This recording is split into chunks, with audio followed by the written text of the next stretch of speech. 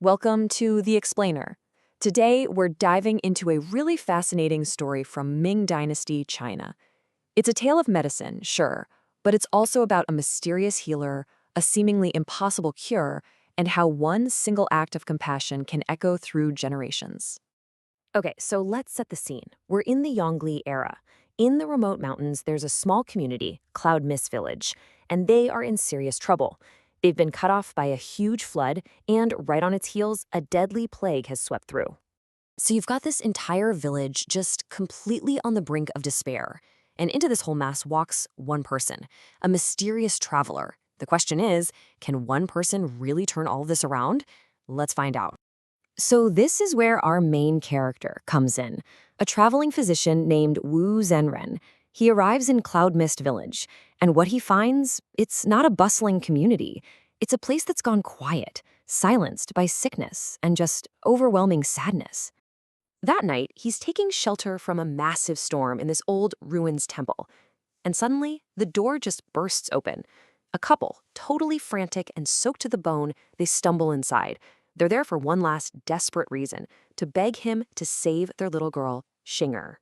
Now this is where things get really interesting. Wu Zhenren takes one look at the child, and he knows right away this is not the plague that's hitting the rest of the village.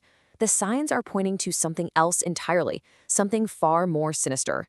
I mean, just look at these symptoms. Her face has this terrifying blue-purple color. Her breath is barely there. Those are classic signs she's not getting enough oxygen. Her stomach is swollen up, hard as a rock. Her whole system is just an absolute chaos. This isn't just an infection. It's some kind of deep internal poisoning. He gives it a name, worm accumulation. In traditional Chinese medicine, that's what they called it when someone ate something poisonous, and it created this lethal knot of parasites and toxins inside them. The family was starving, you see, and the little girl had eaten some wild tubers they couldn't identify. And back then, a diagnosis like this, it was an absolute death sentence. So what do? The girl is way too weak to swallow any herbs or medicine. So the healer, Wu Zhenren, he turns to a much more direct and much more powerful tool, acupuncture, using a set of shimmering golden needles. And his method is just brilliant. It's this 3-step process. Think of it like a surgical strike. First, he has to protect. He places needles to guard what's left of her stomach energy, basically reinforcing her body's last line of defense.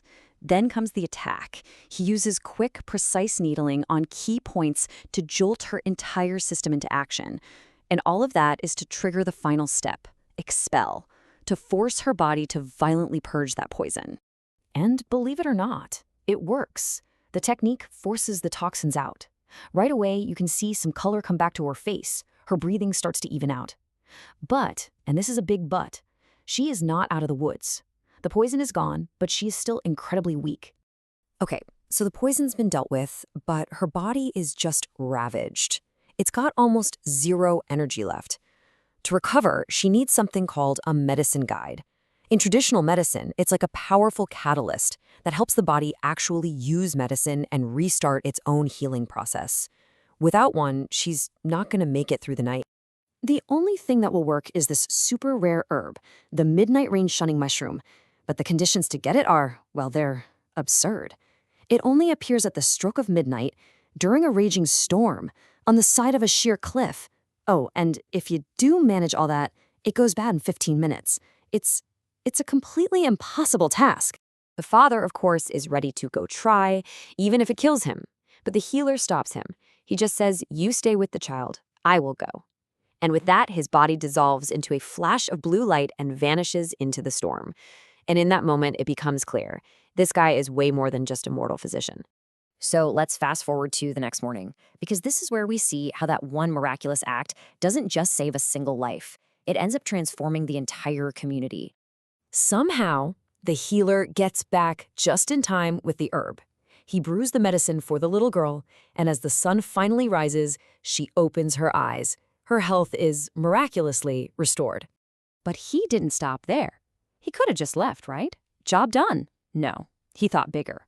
He purifies the village well with a special powder, stopping the plague right in its tracks. He leaves behind medical books, so the villagers have the knowledge to identify safe plants and treat themselves. And then, before anyone could even thank him, he was gone. The only thing he left behind was a tiny apricot sapling planted near the temple. And this is his real legacy. It wasn't just that one night. His actions just rippled outwards through time. That little girl he saved, Xingguer, she was so inspired that she grew up to become a famous physician herself, carrying on his work. And that little apricot tree? It grew into a huge, beautiful tree that, for generations, was said to bring health to the children of the village. Years and years later, when people would ask Zinger about the mysterious man who saved her life, she would share the one great lesson he taught her.